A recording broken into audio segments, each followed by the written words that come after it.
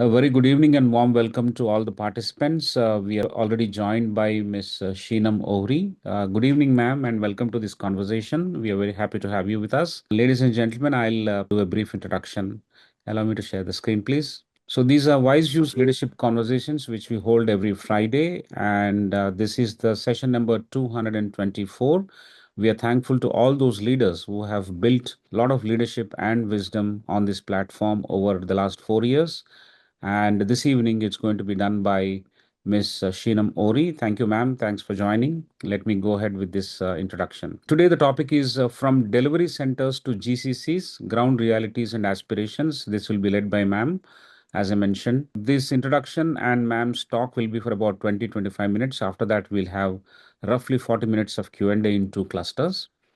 And we'll also open the mic for the participants to ask questions directly towards the end of the second cluster. It is my privilege and pleasure to introduce ma'am. Please call me Sheenam. That'll take some time, ma'am. It's a nice name. It's a great name. Sheenam Ohrie joined Broadridge Financial Solutions India Private Limited as the Chief Operating Officer in September 2021 and was appointed MD of the Broadridge India on April 1st, 2022. Sheenam is responsible for driving the company's India strategy, which includes leading the India Centers of Excellence across tech, innovation, professional consulting, and managed services operations. She brings over 3 decades of rich experience in engineering, global delivery, product management, and executive leadership roles. Versatile and strategic in her leadership approach, she has a proven record of conceptualizing and delivering technology solutions for her customers. Prior to joining Broadridge, Sheenam was the Vice President of Dell Digital Services and the APJ CIO leader at Dell Technologies. She has also led strategic business and technology roles at Infosys Finacle, Edgeworth, SAP, and Oracle. She is an ICF certified ACC and PCC executive coach and a certified lean and design thinking coach. Very impressive. Sheenam was featured in the list 2024 published by Jombe's 1000 Women Leaders Movement and was honored with the Karnataka Women Leader of the Year 2021 award by World Women Leadership Congress.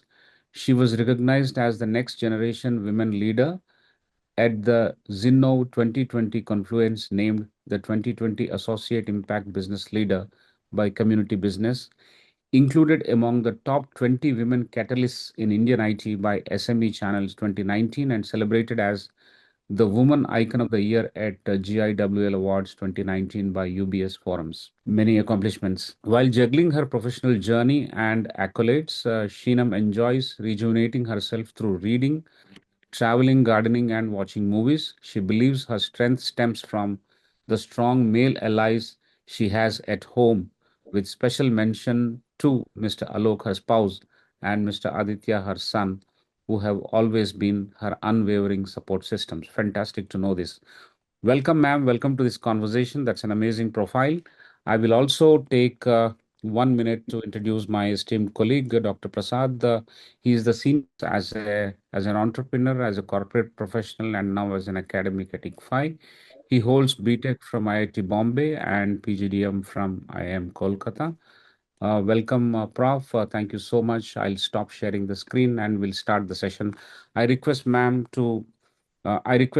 to start the session. Over to you, ma'am. Thank you. Difficulty Thank you this. very much. I'm going to share my screen. Just give me a minute. Thank you, Sudhakar and Prasad. And I'm going to say names. So please call me Sheenam for having me here. It gives me great pleasure to talk about how Broadridge as an organization has really moved itself from being a delivery center that it was 28, 29 years back when it was set up to today. We are really mature capability for all of Broadridge, right? Would this not work? All right. So what are the limits of a delivery center model? When I have to talk about the limits of a delivery center model, I think it's important for us to think about what is the difference between a delivery center and a capability center. India started off, okay, long back in the software journey by being the offshore center for a lot of organizations, right? That's how the Infosys, TCS, Wipros of the world came up. We were the service arm for everybody, taking on work that people didn't want to do. And that kind of work started coming to India. Then at some point of time, people realized that there was talent in India. We should be doing more of this. And that's when From service organizations, we started setting up delivery organizations. And in a delivery organization, it is, I tell you, you do it, right? I don't expect you to think. I don't expect you to value add. I don't expect you to tell me, oh, I know how this can be done, or I have a better way of doing something like this, right? That model worked for us really well. But as talent starts to come in, and as new talent starts to come into the marketplace, that talent today does not want to go to the US. They want to stay here. They want to work in their country. They want to continue to work in Bharat and really provide to the economic strength of Bharat. That's when you move from a delivery center into an ecosystem, which and a capability center. Why capability centers get created so well in India, right? Let's talk about the ecosystem advantage that we've got. The amount of engineering colleges that we've got. 200,000 engineers pass out every year. I'm going to pause. 200,000. That's the kind of number that we have every year coming out. 1,750 GCCs, service organizations, product organizations, startups, all are consuming, and there's still talent available to be consumed, right? We are the largest English-speaking country outside of the United States. We bring in that knowledge. We come from a basic fundamentals that STEM is important. Okay, you ask even a child today, what's your favorite subject? Okay, 4 out of 5 will tell you, I like maths, I like science, I like the calculations, I like solving puzzles.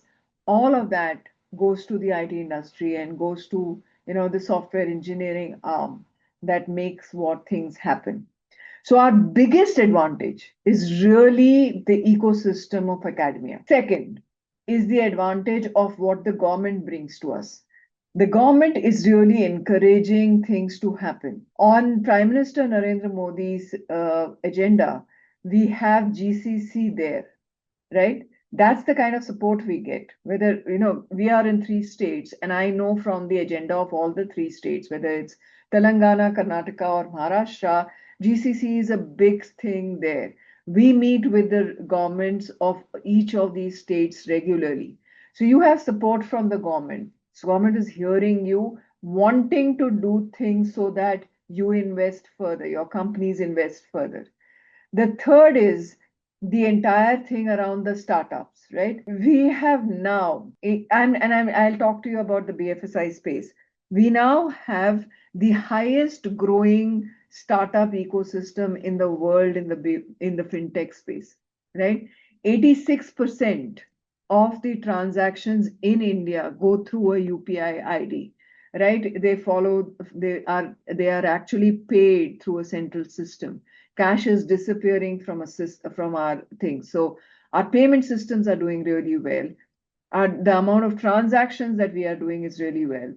All of that is fueled by that startup hunger that exists. So we have an ecosystem that gives us that kind of an advantage to move really from being just a delivery center into a capability center. Now, if you're somebody like us, Broadridge, we were formed way back, right? I said 28, 29 years. We started off as D Shaw, we became Velco, we became ADP, then we got divested. But today, if a GCC is coming into the market space, the GCC is coming into the market space in India because there is talent available. There is R&D talent available. There is engineering talent available. There is prowess, that's the kind of talent that can deliver innovation. So all new GCCs are not starting off by saying, I'll send support to India. I'll send operations to India. I will send, mainframe development to India. They're saying my core engineering work will happen in India. That's what they want to do. That is what is the essence of the new thing. And that starts with, okay, can you provide value? Can you have ownership? And with ownership, there is accountability for what you are delivering from this center. So if you want to move from a delivery center to a capability center, I think the 2 mantras are, can you innovate at scale? And can you demonstrate that you will drive trust? Because trust is really important. right? If you want to become an at-scale organization, just give me a minute. If you want to become an at-scale organization, it's very important that your associates understand why we are doing what we are doing. At Broadridge, one of the things that we have started to do is every year, yeah, globally, we call all the executives to the US and we talk about what's the strategy for the year and what's the related strategy for the balance 2 years. So we do a 3-year window. We have started to do a cascade of that down to the India associates. So every single team and every single member of the organization understands their purpose. If Broadridge's goals are to be in the AI space, are to be becoming and transforming themselves into a platform organization, if they want to be in the space of new digital technologies like blockchain, tokenization, private markets, what are you contributing to and how? So why do you exist is very, very important. I'll give you a simple story that I had heard in one of my previous organizations. There was a gentleman who was cleaning the cafeteria in NASA, and one executive, he came from another location and he had gone to the cafeteria, and both of them were on two tables having coffee together. And this gentleman, this executive, asked that other guy who's a cleaner, "What do you do for us?" And he said, "I'm helping to send a person to the moon." Right? That's purpose. That's powerful, right? Whatever your role is, if you know what is your why, you will be engaged, you will bring your passion, you will bring your full self to work. So as leaders of GCCs, as people who are defining the transformation agenda, I think it's important that you should have that imperative for transformation and make that happen. That what is your why is really, really critical for things to happen across the organization. I'll give you another simple example. Right? If you have a mason who's building a wall, now is he building a wall or is he actually creating a church or a chapel or an office space? What is that purpose? Am I writing code or am I creating some outcome for the customer? That's the critical thing that we need to be working on. So if you have done that, then organizations start to become different. This is what we have said is our India vision. And we presented this to the globe 3 years back. And we said we will materially transform India to be the most widely accessible capability, essential to delivering Broadridge's goals. Materially transform ourselves to be a widely accessible capability essential to delivering Broadridge's goals. Each word in that has a very powerful meaning, which means we will transform ourselves from being a delivery center to being a capability center, ensuring that if you have a problem tomorrow, or if you want to do a research, or if you want to say, okay, what should be our next step here? In your sleep, you should think India. That's what the vision is, right? And that's what we are getting to, right? Now, if we want to get to that strategy, what should be our what, right? That's the why. But how do you get to your what?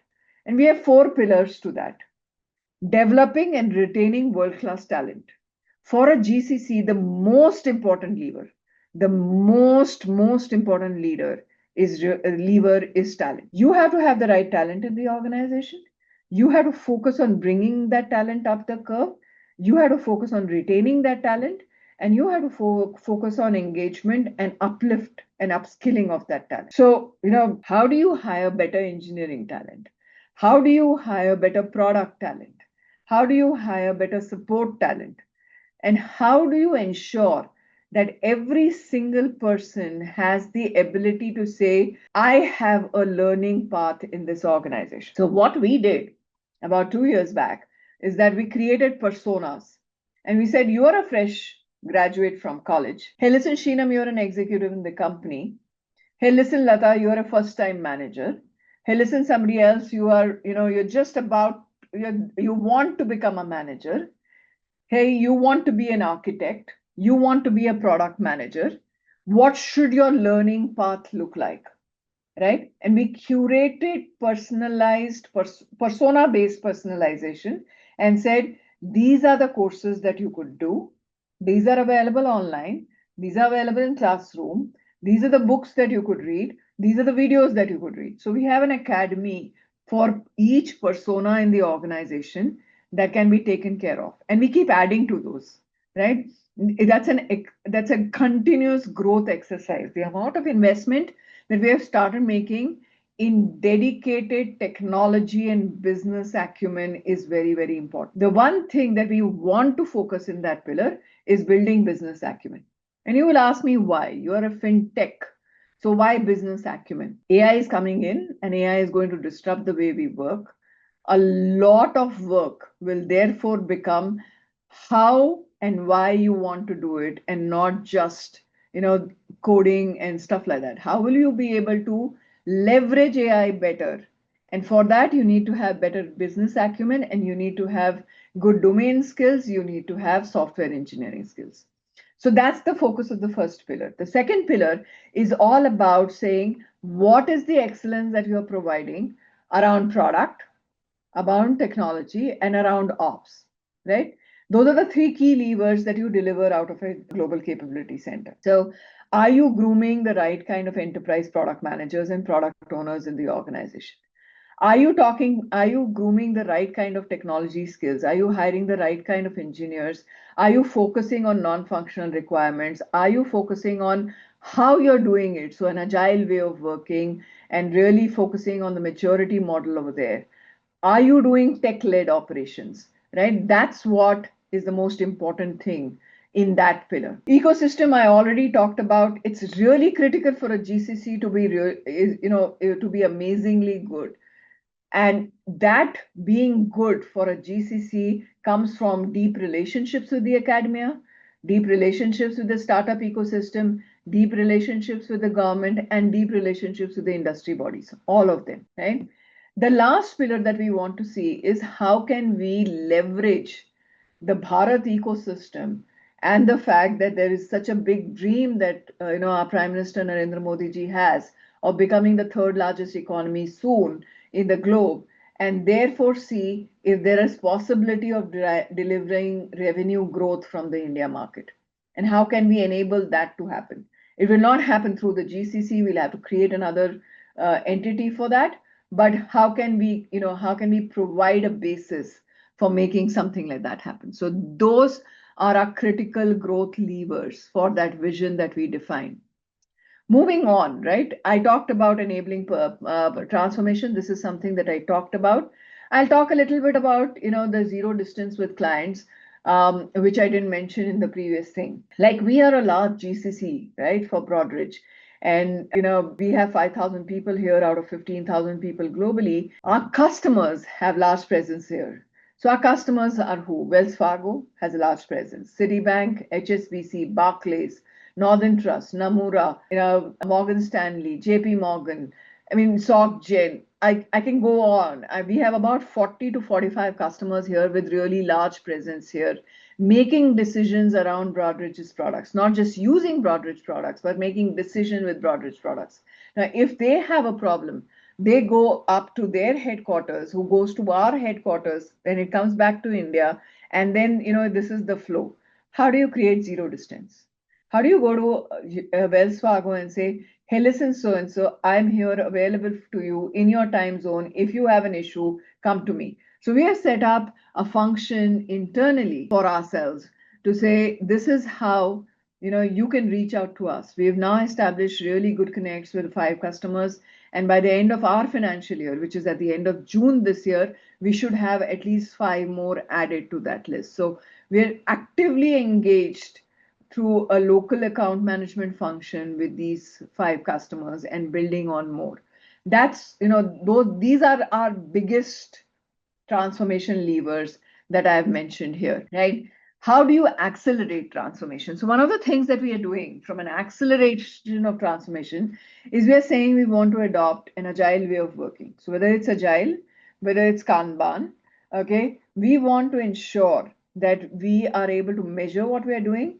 We're able to showcase that we are better in what we are doing through defined, curated matrices across the organization.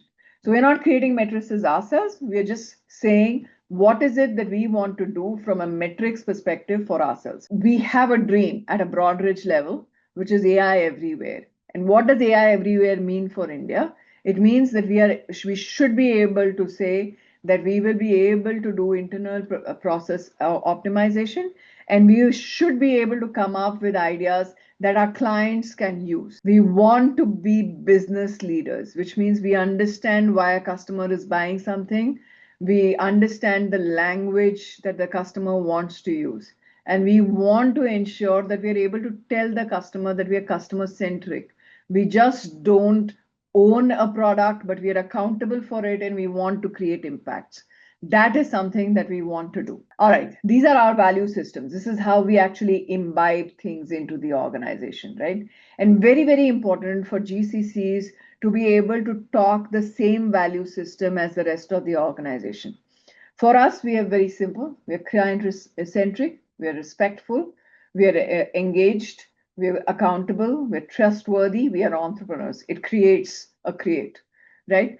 So starting from ensuring that you are really working for a client and not just you're delivering value, not just selling something to a customer, that you're respectful to everybody in the organization, that you're ensuring that your associates in the organization are totally engaged, that you're driving accountability and ownership in the organization, that your actions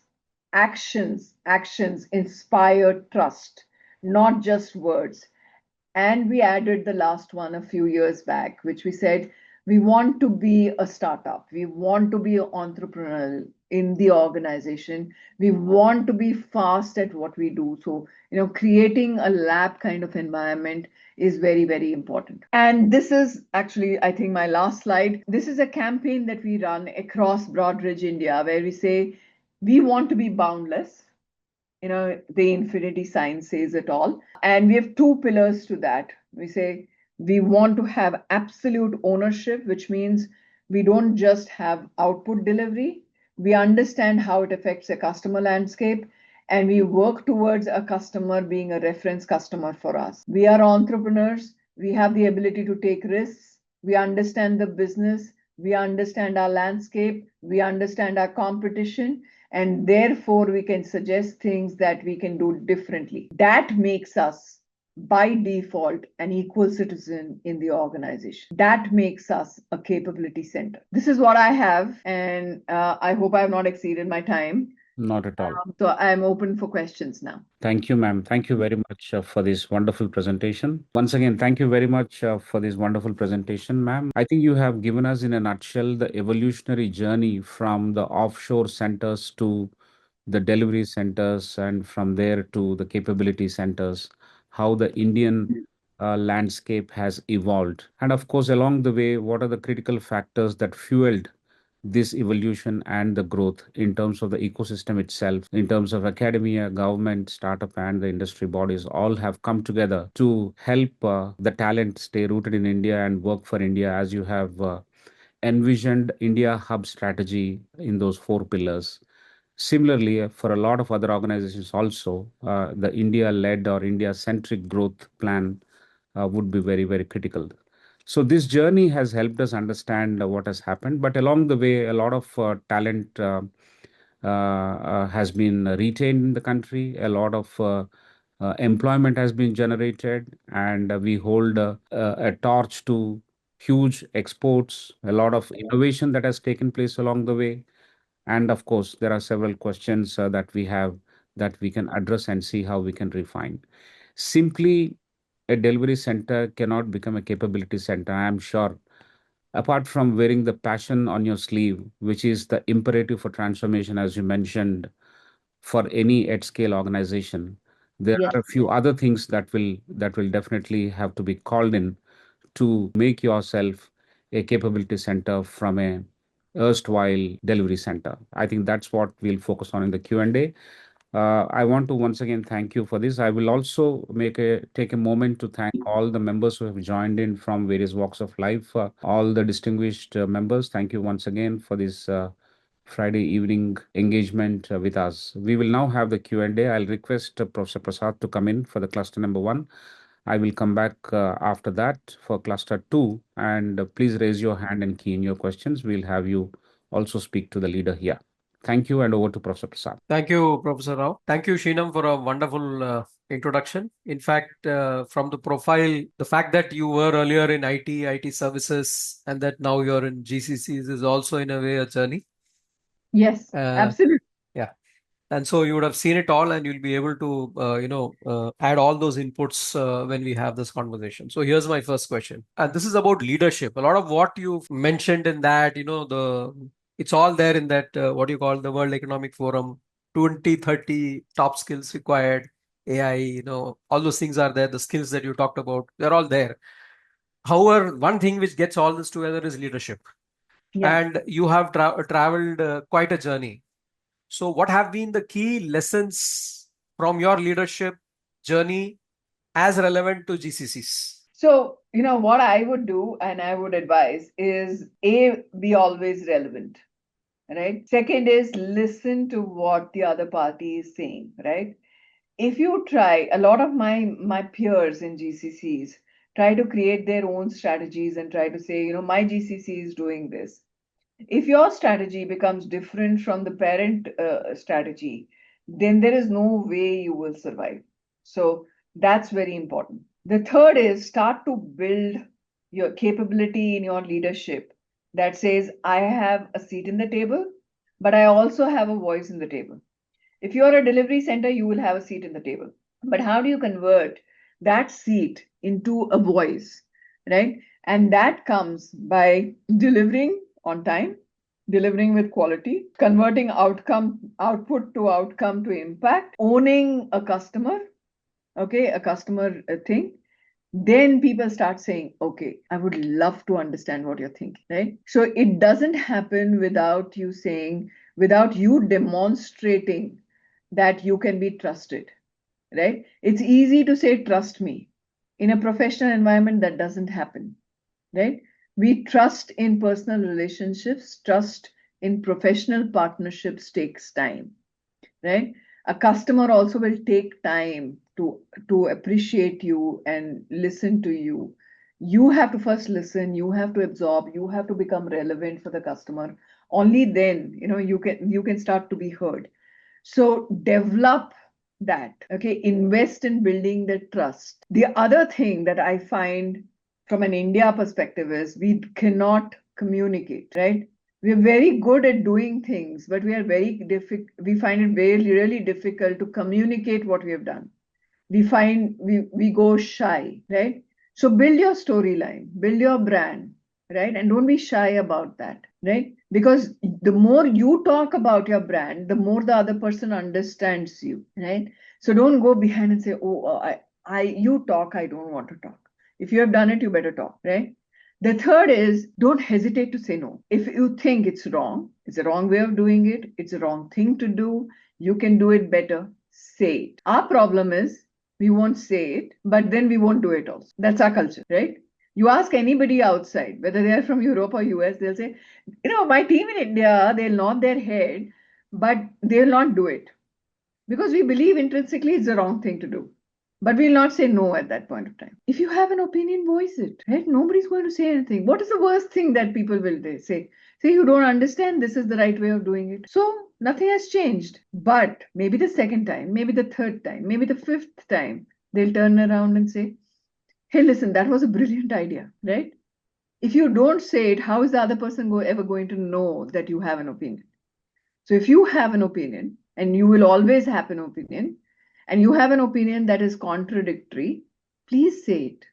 Please say it. That would be my, what I have learned from my journeys. They're all excellent points which kind of add on to how what you've said can actually be done from a leadership point of view. And you mentioned about 5 points here: being relevant, putting in your voice onto the seat, and building the trust, and then the communication aspect, and then the saying no aspect. These are the major things, and all of them are absolutely relevant at a global stage if you want to be a competency center which the world respects. Thank you, Mike. You're most welcome. Thank you. Thank you. I move to the next question. And this is about mindset shift from execution to ownership. How do you actually build that? I think that's a mindset shift, right? And a mindset shift always takes longer to build. You have to be patient. You have to walk the talk. You have to demonstrate that this was not ownership. You have to be a coach. But the highest thing that I would say that I have learned from my journey is patience. Okay. You cannot afford to lose the momentum. You have to do it in small steps and start making it larger as time passes. But do it in small steps, do the small hanging fruits, then do the slightly more longer things. Start with the easier things that are there so that people start to appreciate, right? When you get dopamine inside you because you made a victory on something, right? Then you want to do more, right? It's like playing a video game. One level cross, second level cross, 10 level cross, 50th level cross, 100th level cross. You get addicted to that kind of behavior. That's what ownership and mindset shift is all about. It has to be slow.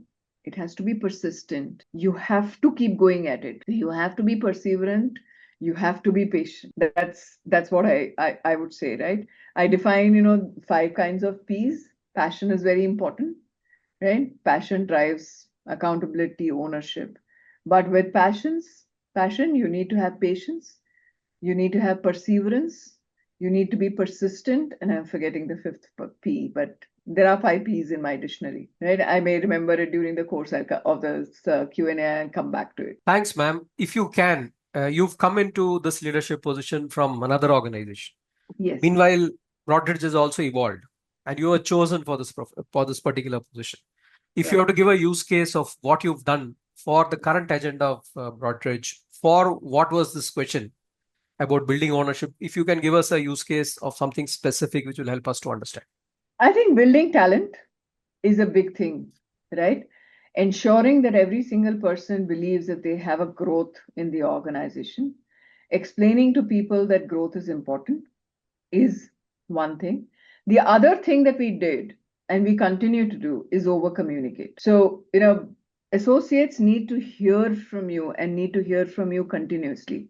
So we do ask me anything sessions, which is no agenda. I come into a room, there are 70, 80 people in the room, and they are free to ask me anything that is bothering them, right?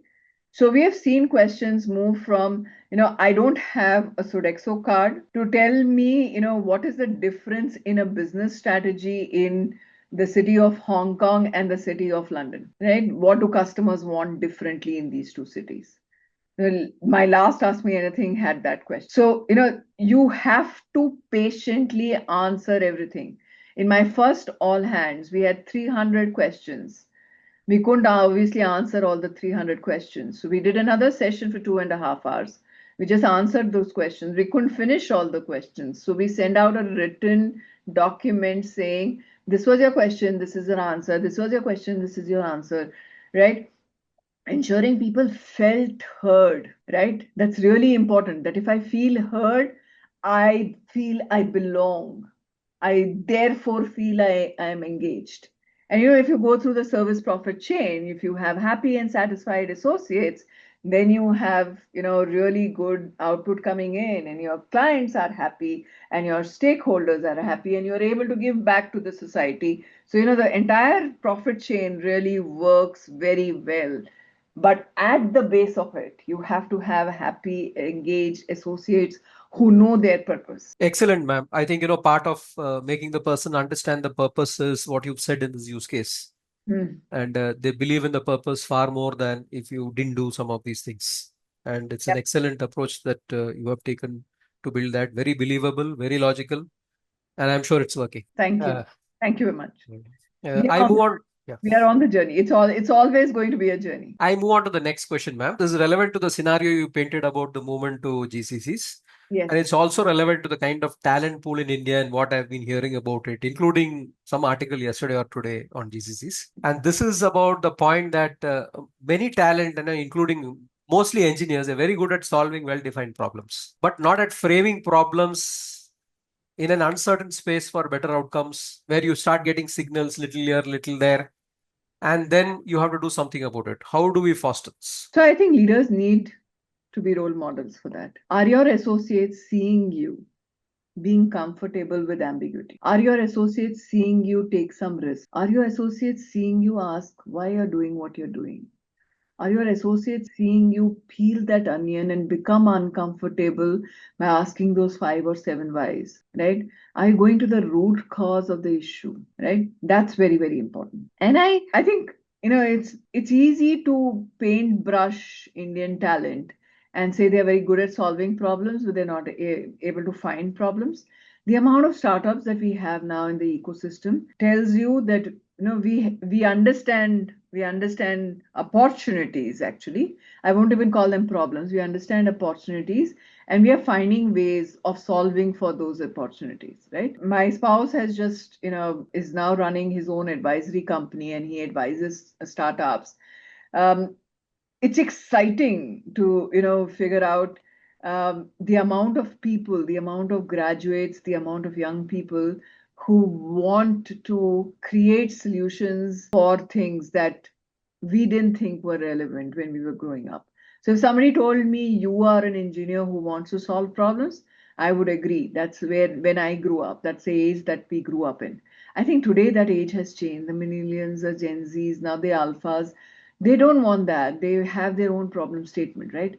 So many of my son's classmates from engineering and degree actually moved straight into setting up startups. So the world is changing. So I don't think we should be brushing all of them in the same space. Excellent, ma'am. I think you've pointed towards startups as a kind of a momentum which is building up, where there are a lot of people in that particular space who are looking at how to frame problems before solving them, and they won't get the money until they do that. Yes. So it's taken care of, and I'm happy that you have pointed towards that, because that space also needs to develop much more in order to support global capability centers and many other ventures in this country.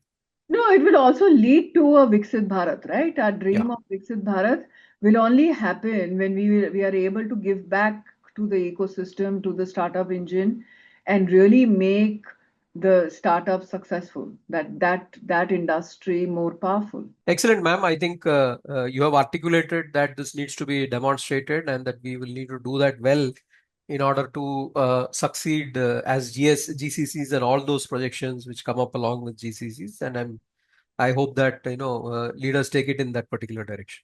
Thank you very much, ma'am. We are at 7:13, Yes. and I'd like to hand the session back to Professor Rao. Thank you. Thank you, Dr. Prasad. Thank you very much. Ma'am, there is a lot of traffic today in the sense there are too many questions.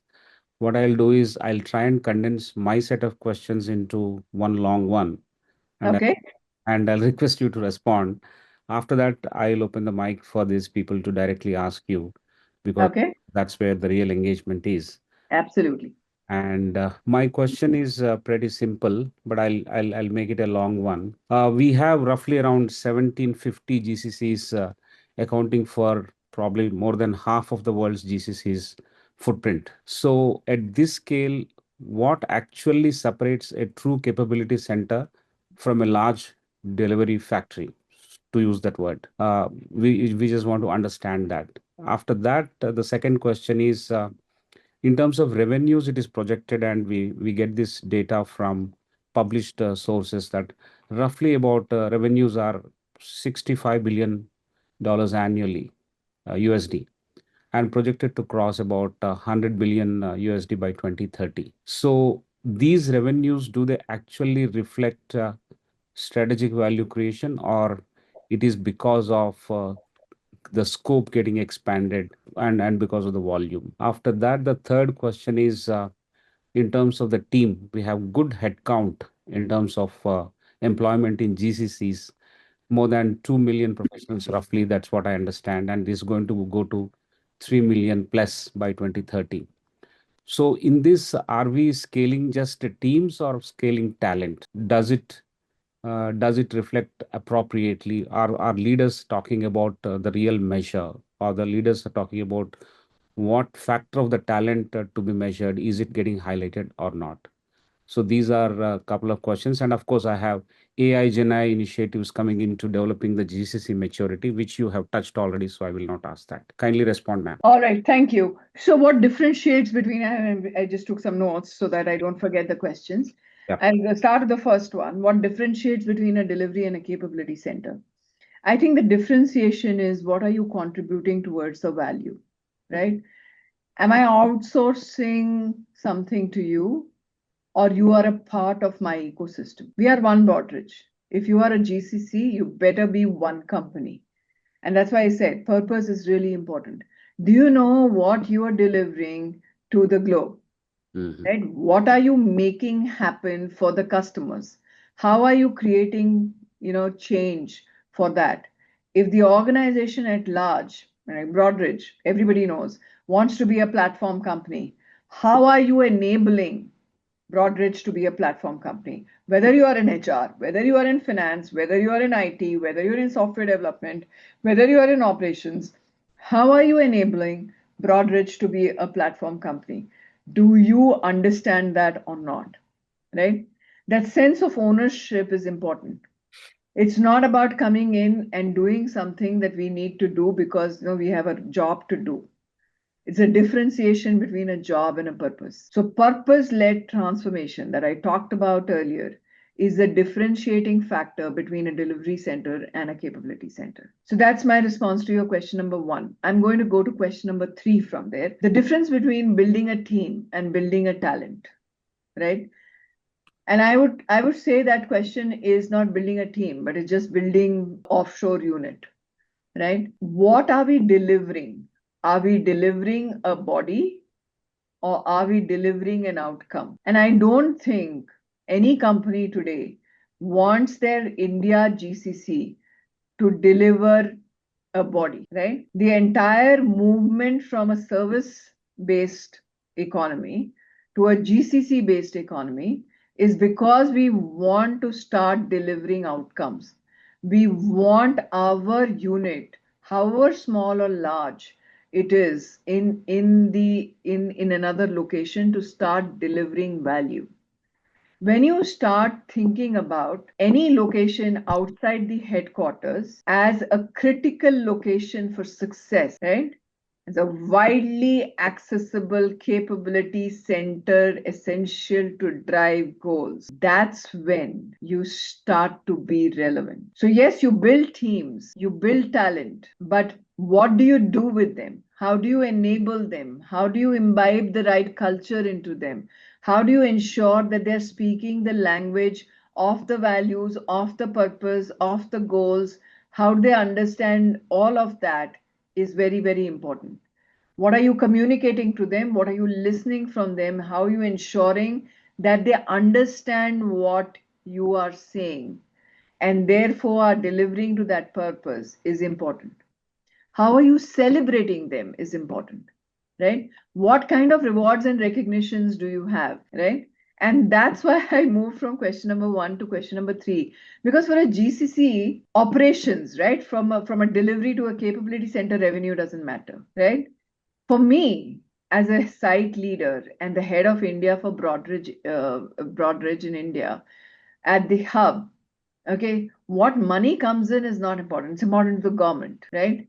So I'm not concentrating on revenue. I'm concentrating on talent. If you saw my 4 pillars, there was no revenue in any one of them, right? So from a government perspective, right? Why does Prime Minister Narendra Modi have this in his agenda, have GCCs in his manifesto? He has that because it adds to the revenue of the country.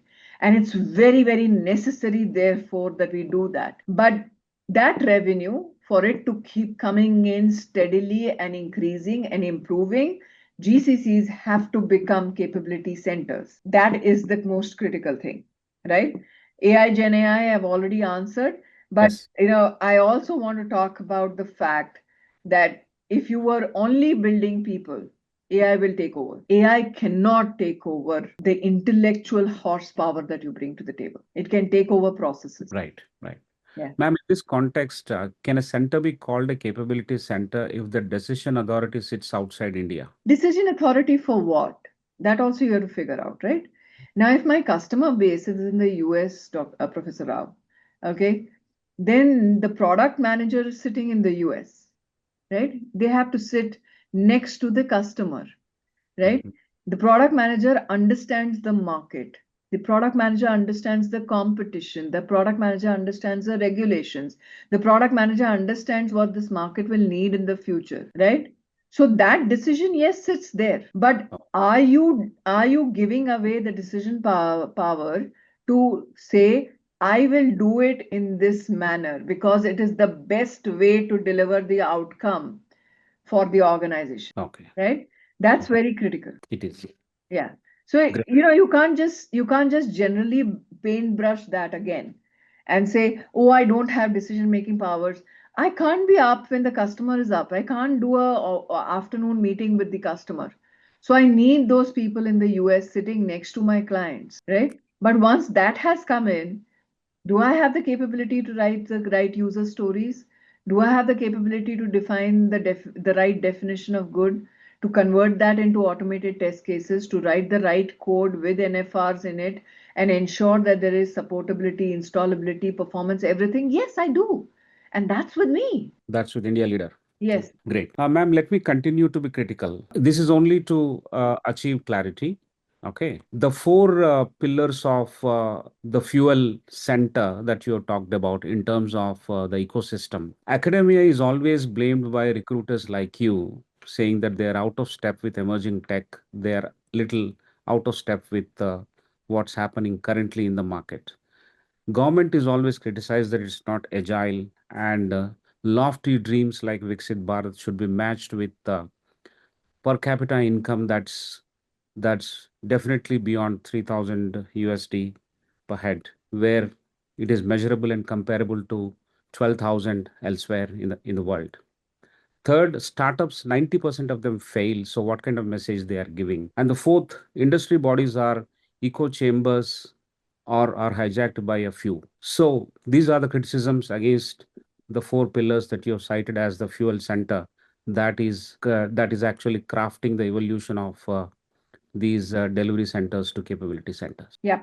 So there's a consortium called the BFSI consortium that was started in Telangana. I am the chairperson for that consortium in Karnataka. And what we are doing is we are partnering with colleges to introduce a mini credit course, not a mini credit, a mini degree course, okay, which will start from year 2 and go all the way up to year 4, and actually ensure that students who take that course understand the BFSI domain really well, preparing them for the future, right? At Broadridge, in addition to this, at Broadridge, we kind of work with a very select set of institutes, and we have developed a relationship with them. We have about 18 or 19 institutes across India, east, west, north, south, and we want to ensure we get diversity of talent, and we are, able to attract talent from all of them. But we have built relationships in such a way that we are there from day 0 to day 5.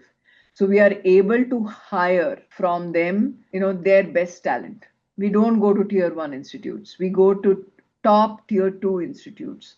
Very good. Why? Because, those institutes, the talent doesn't get retained, right? And I don't believe I have the work that can retain that kind of talent. But, if I am there in day 0 to day 5, I'm getting all that talent, access to all that talent that actually wanted to be in tier 1 and couldn't possibly get there for some reason, right? So I get really hungry, really innovative young talent. 20% of all my hiring, 20% is from an engineering college. That's the focus. Now, what are we doing to give back? We recently signed up with LPU and SOA, two of our colleges, okay, a train the trainer model where we had teachers who came in, and we have a one semester course on digital transformation, where we trained those teachers and said, go deliver this, right? Not because we wanted to hire them, we will, but also because the organizations, the industry at large will benefit from them. We have a student ambassador program which actually has, guest lectures that we go into various of these colleges and start to do. So we have about five of the universities that we work with doing that. Organizations cannot stand aside and lay the blame on anybody. If you don't partner with the government, you don't partner with the academia, this is not going to happen. This is definitely not going to happen. So if you want better talent, you have to go back to the university that you're working with and say, here is my viewpoint and here are the courses that you should have. Does that help you, Dr. Rao? Professor Rao? Yeah, partly it helps, but we'll take the other questions, ma'am, for want of time. Okay. I'll request Mr. Kameshwar Rao to raise his question. Over to you, Mr. Kameshwar. Very good evening, madam. It was really wonderful that we have a right person giving us enlightenment on this GCC and other things. You really did clarify many of the doubts I had in my mind. How does one achieve zero distance? How near can one approach? Can two entities fuse without any barriers? You know, when I say, can we rub shoulders with your client or your customer whom you say, will they allow you to encroach into their area of influence or this, how do you manage it? So, if you have like-minded leaders in the other GCCs, you can definitely create a lot of synergies. You're not going to fuse the organization. Like if I go to, the head of Northern Trust, who's a really good friend of mine, and say, Veda, let's fuse, that's not going to happen. But can we do co-development together? Can we do co-research together? Can we do, facilitation of this program together? Can we, partner and have 4 people from you and 4 people from my end do some research? Yes, of course.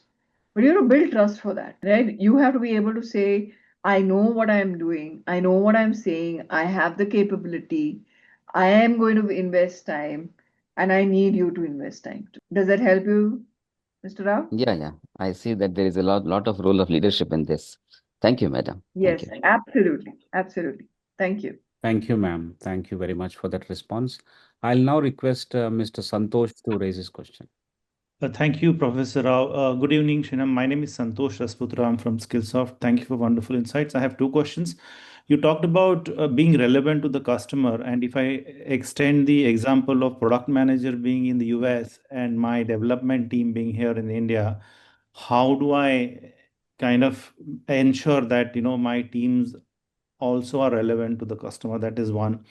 And second one is that, if the ownership requires fundamental change in accountability framework, how are you seeing firms measure innovation success differently than they measure delivery success? I think it will take a long time for us to have a quantitative basis for innovation success. And I don't think you can really define innovation success. Innovation success comes when you have a very valid voice on the table, right? I was speaking to a gentleman who reports into our software engineering CTO, and he has a leader from here sitting on his table. And he told me, I absolutely enjoy her, right? She brings critique to the table. She argues and debates with me. She has her own viewpoint. Okay. And we are able to get into a conversation where we say A, B, C, D, what is the real right way of doing it? And we arrive at consensus together. To me, that is success. Okay. Because, I have built capabilities. I have provided the globe with leaders that can influence the success of the larger organization, that are passionate enough to say, my voice counts and I want to be heard and I want to make an impact, right? And I don't have one such leader, I have multiple such leaders. And obviously, if that's the kind of leadership, it has to be fueled from down, right? This doesn't work top down. It works top down, but it has to be supported by the pyramid below. Otherwise, it will not work, right? So how are you building that capability? That's what is important. Today, when I sit down and I talk to the president of the company, who's my manager, who reports into the CEO, and I say, hey, listen, Tom, I think this particular thing, we should do it in this way. And he engages with me in a discussion to say, let's have this discussion. We have a half an hour discussion on that. And says, you're right. Why don't you send me a white paper or a document on this, on your thoughts, and let's debate this again in 2 weeks. That's success. To me, that is what defines how relevant I am as the capability center for Broadridge. Does that help you, Santosh? Yeah, it does. Thank you very much. Thank you. Will you repeat your first question? I Yeah, have my first question is, you talked about being relevant to the customer, and if I extend the example that you gave, where my product manager is perhaps say in the US, and my team here is writing the code or the user stories, how can I still be relevant and bring the same level of customer ownership as my product manager has? So I think it's very important to be engaged with the product manager. It's important to get the customer into your journey of development. Okay, it can't happen every sprint, and it's not possible every sprint also. As much as you say I will deliver, outcomes every 2 weeks, that doesn't happen in real life. But are you able to do it in a 3 month window, in a 2 month window? Are you able to bring your customer and say, give me early feedback to what this is? Once your customer starts to engage with you, and that goes back to the same thing that we talked about zero distance earlier with Mr. Rao, right? When your customer is also local, right? I can call up and my leader or the leader under them or the leader under them, right? Can call up and say, hey, listen, so and so, I'm doing this in this product. You are operating that product for, let's say, Barclays. Okay, tell me, am I on the right path or not? Right? Again, how proactive are you? How are you able to convert your skill into an ability that has really left on you? And for that, the organization at large has to create an environment that is psychologically safe. So therefore, as the leader of the organization, have I allowed people to say, it's okay to fail, right? I'm here. So what is that psychological safety that I'm building with constraints and boundaries on what can and cannot be done? And how am I moving from being a manager to being a coach? Because in a sport environment, right, when our cricket team go out there, the coach is sitting in the dressing room, the coach is not playing. Right. Right? How do I become that coach is really important as a leader of a GCC. Great. Thank you very much, Sheenam. I appreciate that. Thank you. Thank you very much. Great. Wonderful, ma'am. Thank you very much for those responses, well curated. Professor Prasad, do you have any question that you want to come back to? I have one. Let me say that, and then I'll give it to you. What are the skills, ma'am, which are most important for the fresh graduates in colleges, which are going to be useful for them right after the college so that they are able to join great GCCs like yours? Curiosity. Okay. Very, very important. Dedicate 15 minutes every day to learn something new. 15 minutes. That's all I'm asking. That's a great thing. Okay. Second, don't say no to work. Any kind of work. Okay. You will definitely learn from that and become a better professional. So, there's this shiny object. I want to work only in AI. I only want to do data science. My core business is not that. If you don't understand my core business, and you're not part of the machine that is making money for the company, okay, you'll become irrelevant soon, right? Core business and get creativity and curiosity into it. That would be my two advices. Great, ma'am. Thank you so much. Thank you so much for that response. Dr. Prasad? Yeah.